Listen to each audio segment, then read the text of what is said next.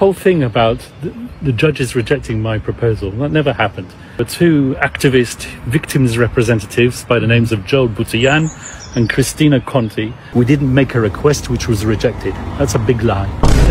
Okay. Yeah. Hi, sir. Attorney, how are you? And Good how's morning. PRD? He's doing well? He's in good spirits. Okay, thank you. And does PRD have any message for the Filipino people now that May 12 election are fast approaching? He asked for calm and restraint. He knows that there are elections in the offing. He knows that the people are very interested in his welfare. And he also knows that there is a tendency, perhaps, for people to get excited and not to respect the judicial process. He insists that the judicial process be respected, that there be no interference in that at all. Thank you, Attorney. And Attorney, how do you respond to the ICC judge's rejection of your proposal? Do you believe it undermines the rights of the accused in any way? Well, this whole thing about the judges rejecting my proposal, that never happened.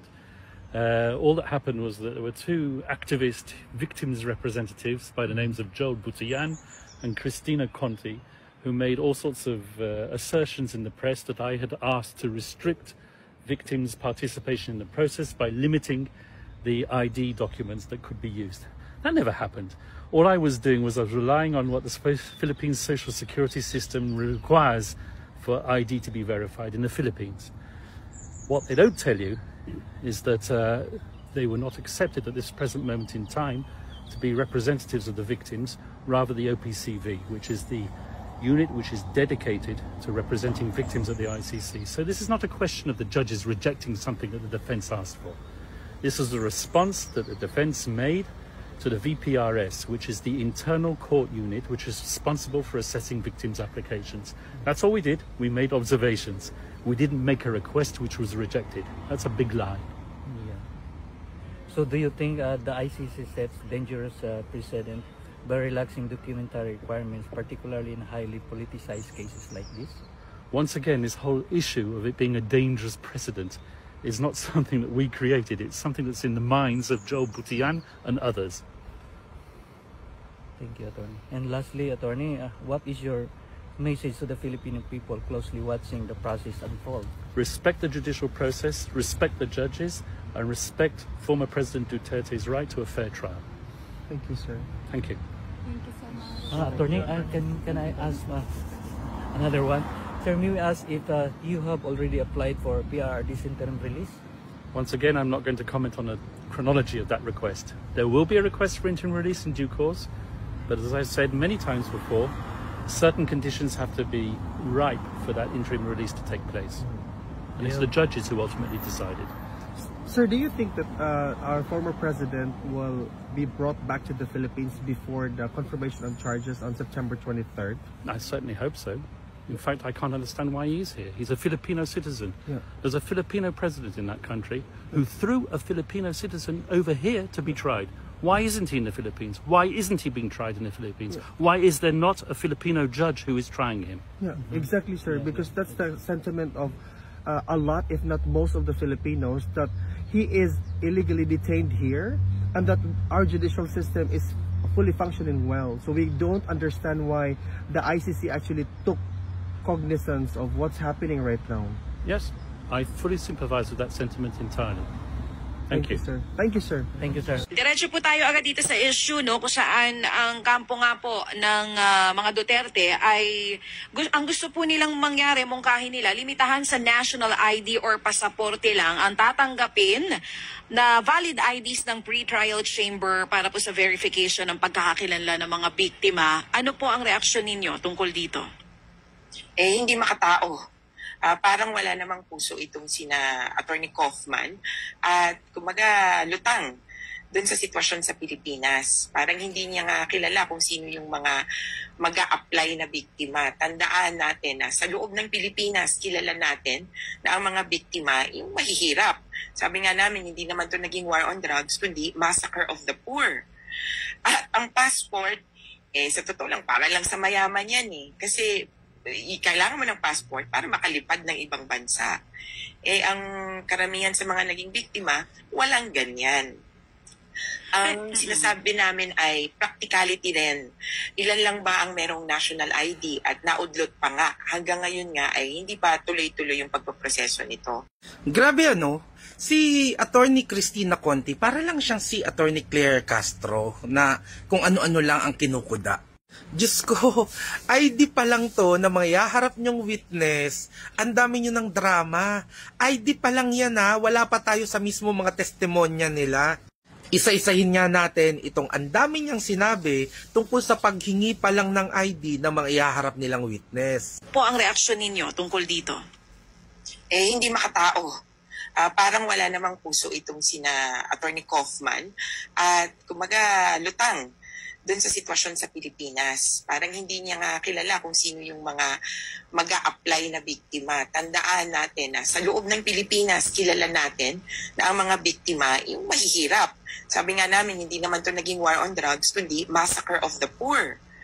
At ang passport, sa totoo lang, para lang sa mayaman yan Kasi kailangan mo ng passport para makalipad ng ibang bansa. Attorney Cristina Conti, parang ikaw naman tong lutang at parang ikaw yung detached sa totoong nangyayari dito sa Pilipinas.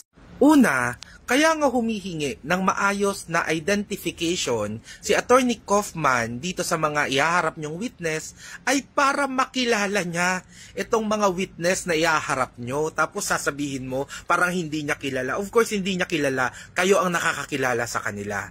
Pangalawa, ang passport ay para lang sa mayayaman? Mukhang hindi mo talaga alam ang sitwasyon ng Pilipinas. Sige, i-remind kita. First time mo bang marinig na ang mga Pilipino ay kilala sa buong mundo bilang mga overseas Filipino workers? Etong mga OFW po, Attorney Cristina, ay mga Pilipinong hindi mayayaman. Itong mga Pilipino na to na nagtatrabaho abroad ay mga lugmok dito sa Pilipinas at kaya nag-a-abroad ay para iangat ang kanilang mga pamilya sa kahirapan. At ito pong mga OFW na to na sinasabi nating may hirap ay hindi makakapag-abroad kung walang passport. So for you to say na ang passport ay para lang sa mayaman, I think kailangan mong mag-review ulit ng sitwasyon ng Pilipinas bago ka magsalita ng magsalita. Kaya kung may lutang man dito o detached sa reality, hindi si Attorney Kaufman yon na humihingi lang ng proper identification sa mga witness na ihaharap nyo. Ikaw yon. Ikaw ang lutang sa totoong sitwasyon ng mga Pilipino dito sa Pilipinas. Ang sinasabi namin ay practicality din. Ilan lang ba ang merong national ID at naudlot pa nga. Hanggang ngayon nga ay hindi pa tuloy-tuloy yung pagpaproseso. Ano ba talaga? Tungkol ba ito sa kahirapan nila na sinasabi mo na mahal ang pagkuha ng national ID at passport?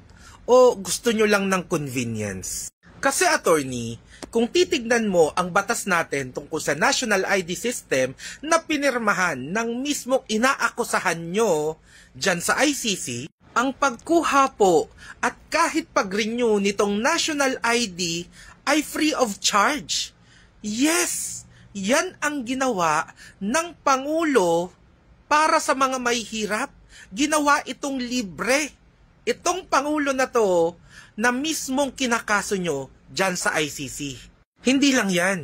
Ginawa din ni Duterte na libre ang pagkuha ng ilang mga dokumento at ID para sa mga first-time job seekers. Siyempre, maliban doon, alam naman natin na mula noon na pumipila tayo sa mga government agencies and offices para makakuha ng mga dokumento na to, na yung iba nga natutulog pa the night before bago kumuha ng ID, ginawa niya itong mas praktikal, mas mabilis, at mas convenient sa ating mga Pilipino.